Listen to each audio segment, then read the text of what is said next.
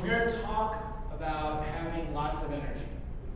And that is something that more people want to know about and not get it artificially. I will tell you that you can easily increase your energy, but you have to know what to do. And we're going to talk about it mainly from nutrition, but also from some other areas.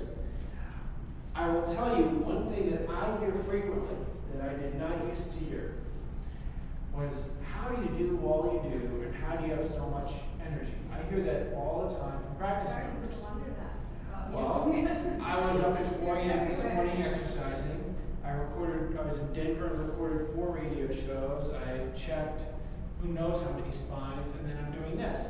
Now, I will tell you, 12 years ago, so 12 years younger, I would come home from working on practice members after seeing maybe 10 people, a tenth of what we see now in a day, and be exhausted and being like, how am I going to do this? I'm 30 years old and I'm exhausted at the end of the day.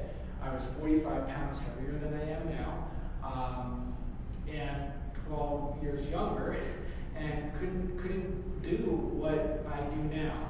And I realized very soon that I had to make different health and life choices. So a lot of this stuff here is the stuff that I've learned to do and try to work into health. And I really enjoy sharing with people so they can have a healthier lifestyle. And when you see how much people get off track, now Boulder, we're blessed that people are much closer to being healthier at the level of Boulder. However, the things that you learn here, I'd like to share with others.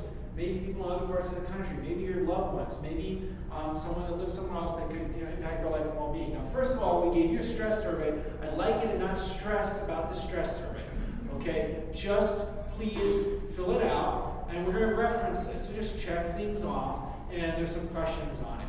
Also, I want to ask you to think about this. Are you sliding down this slippery slope? Lethargy, low energy, and fatigue. Or do you know someone who has that challenge? Lethargy, low energy, and fatigue, and then that leads to higher susceptibility to emotional stress. Then that emotional stress leads to more cortisol, more stress hormones, and that furthers fatigue because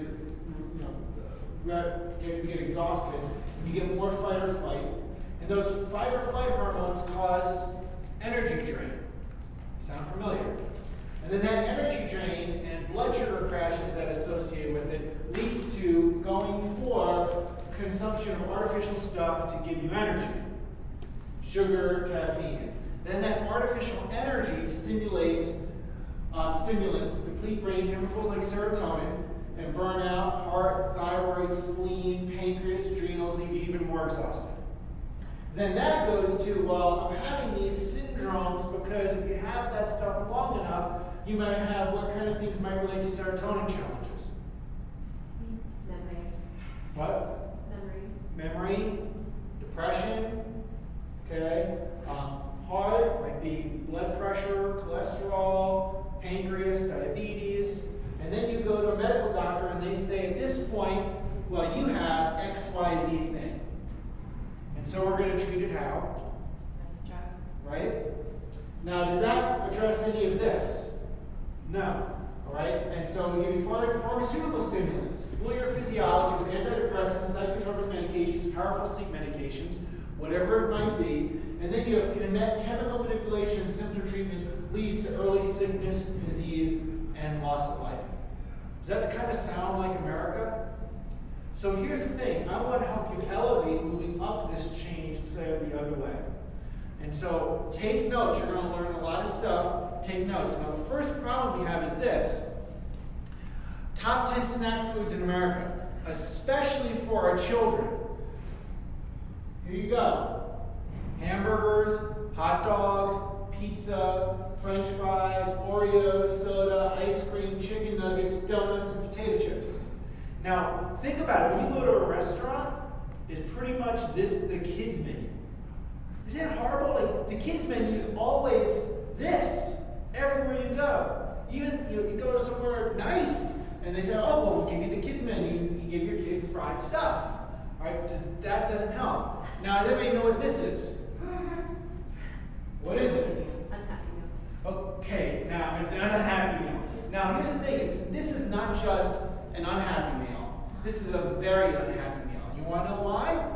This is a 1-year-old happy meal. That's a slaughter. That is a 1-year-old happy meal. Look at the French And fries. it'll look the same 10 years from now. I understand. Yeah, exactly. Now, are you going to get energy from this? No way.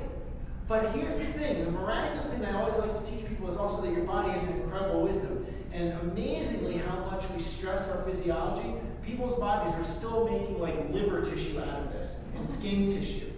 Okay? Your body is somehow transforming that into what you live off of. All right? Now, that also not necessarily doing it too well because we get our culture looking like this, where we have more diabetes in kids than ever before.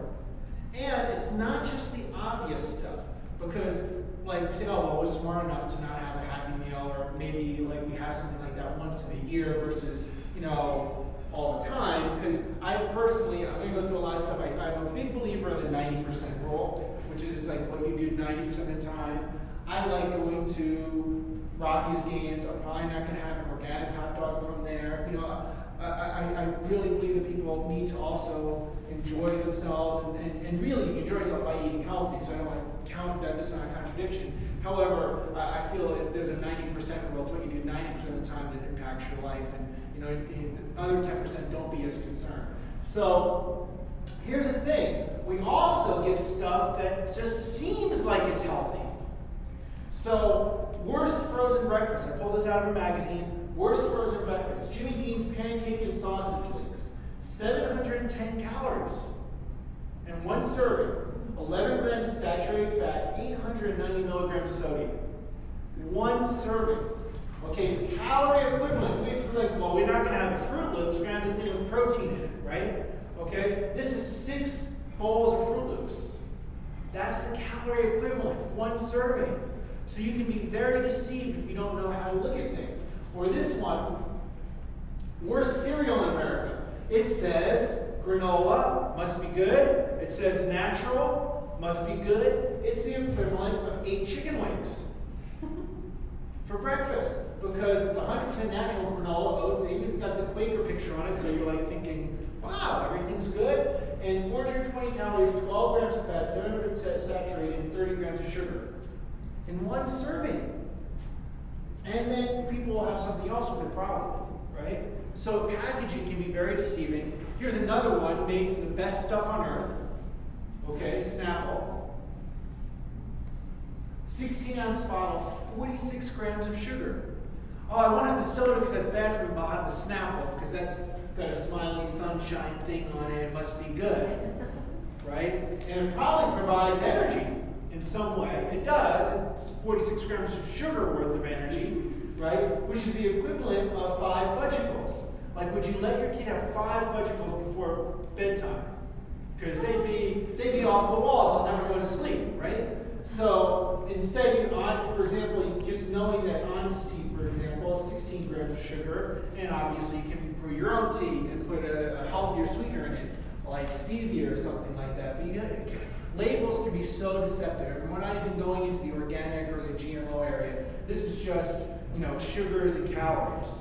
So that's why we have this problem in our country where people are overweight. And we're going to go over a lot of information. This is going to be an information-dense talk. So do take notes. But information is really only powerful if you take action.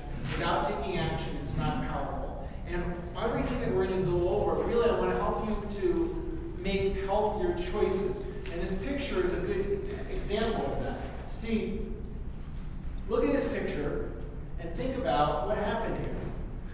Okay? Here is what? Real butter. Imagine that. Real butter. Okay, now I don't personally know if it's organic butter or whatever, it's real butter. Then this is margarine, and this is some, I can't believe it's not butter kind of thing. Okay? And what happened? The ants are smart enough to go to the real butter. Now, fortunately, the ants don't have their educated brain going in the way of getting manipulated by media and getting manipulated by packaging to tell them where to go. Except a few stragglers didn't make it to the correct place, okay? But in our country, we do the exact opposite of that. We go to the fake stuff time and time again, and then we pay the price for that. Loss of life, loss of health, loss of vitality, loss of energy. Okay? So why does energy decrease? Let's go right into the energy area. Production of energy becomes less efficient. It leads to age-related diseases that affect the function of your eyes, all types of muscles, including the heart. So example, type 2 diabetes has an incidence several times higher in patients of certain mitochondrial diseases. Mitochondria are the powerhouse of your cell. They make energy. So we think we get energy from caffeine and sugar, but that's artificial energy. It's not really where energy comes from. It's getting energy from stressing out your physiology. So mitochondrial diseases, diabetes, many other things are turning out to be mitochondrial diseases. You remember from your basic biology that mitochondria produce energy. Loss of energy production also increases the generation of free radicals. Free radicals are powerful antioxidants that break down cells. And these oxygen-derived products are capable of damaging your DNA, damage your lipids, damage your proteins. So you want to have it go in a situation of what kind of things can I have that produce energy. So with age, as that becomes less efficient, it affects how you heal. What are the signs of fatigue and stress? Some of the things that happen. 85% of people are concerned about energy levels. From age 30 to 60, people experience a 40% decline. So it starts at 30, okay? Is when people start having this most significant decline. And that's when I started practicing and taking care of people. And I was like, wow, I all of a sudden can't do anything. And what is going on here? 40% decline ability to concentrate, sexual desire decreases, more in women than in men. All things are signs of fatigue and stress. People turn to stimulants. So what they most turn to, unfortunately, are energy drinks, okay, which are getting more and more dangerous. Coffee, sugar, and how do you get energy from caffeine? You get it because it irritates your adrenals and creates a stress response. It creates adrenaline, so then you have energy because it puts you in the fight or flight response, which you need to have a fight or flight response, but you haven't stimulated enough. You don't need stimulated artificially. And sometimes people say it relaxes them because they're so used to being stressed that if they actually had peace, they would feel something, and that's distressing. So they want to give themselves stress just, by orally imbibing it. Okay? And from sugar. Energy drinks are a $12.7 billion industry. $12.7 billion. And they're saying by 2017 it's going to be $25 billion energy industry. This is so incredible. Industry, right? So you're in the wrong industry, right? Well, I'll tell you, I've involved a lot of kids' activities, or kids play baseball, and one time, it was just a few months, it was last summer, we were at a baseball game, first game of the day, and umpire, is just like in their first inning, or maybe second, I'm pretty sure it was the first inning, umpire comes out, he's early 50s or late 40s, overweight, not tremendously, maybe 30 pounds, which is significant, but he's not extremely overweight, just a big guy. And within a little bit, he's like passing out and falling over. We take him off the field, which is kind of interesting for little kids playing Little League, right? And we thought he was having a heart attack. And so I'm taking care of him, and we call 911. We're checking all the different things we're supposed to check. And he doesn't have a significant heart health history. Here's what he tells me. And so it's Colorado, high altitude, sunny, hot, summer day. And before the game, in the morning, he had 2 Monster energy drinks. He never had one of those before, but he had one, he liked it, he had a second one. Yeah. And so with the instead of water, right? And here he is having a heart-like episode, and he had to be, brought off to the emergency room. These are, and kids are having these, and the labeling is really bad because the labeling says it's, 40 grams of sugar for 8 ounces, but there's 3 servings in the can. And you don't realize that, oh wow, I just had 120 grams of sugar and the equivalent of 6 cups of coffee, and you're giving it to a child, which is ridiculous, or having it easily available for them. So we'll talk about some solutions.